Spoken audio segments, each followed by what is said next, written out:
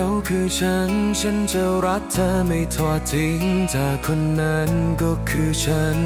จะกุมมือเธอเอาไว้จะไม่ทำเธอร้องไห้และไม่มีวันเป็นอย่างนั้นฉันจะทุ่มเททุกอย่างเพื่อให้เธอได้สุขสบายฉันจะอยู่ในวันที่เธออ่อนล้า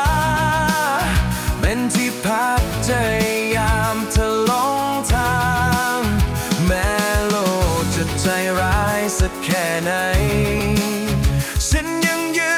นตรงนี้ไม่ไปไหน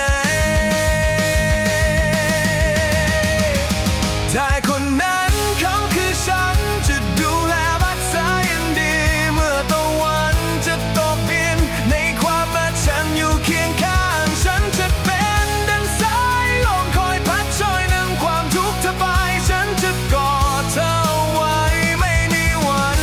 ต้องแยกจากกัน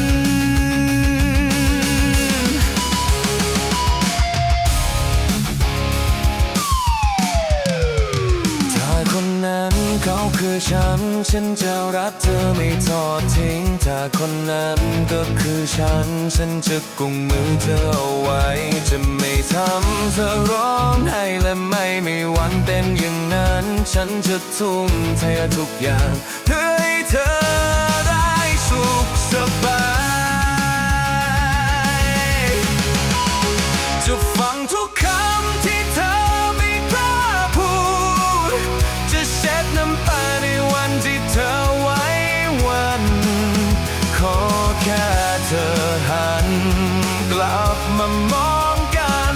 จะรู้ว่าฉันรักเธอจริ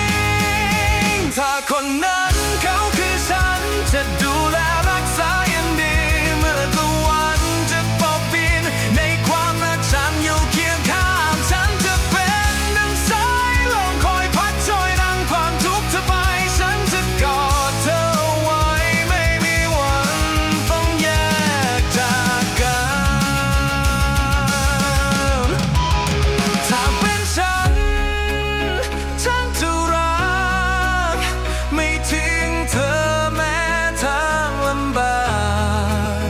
ยามมีทุกข์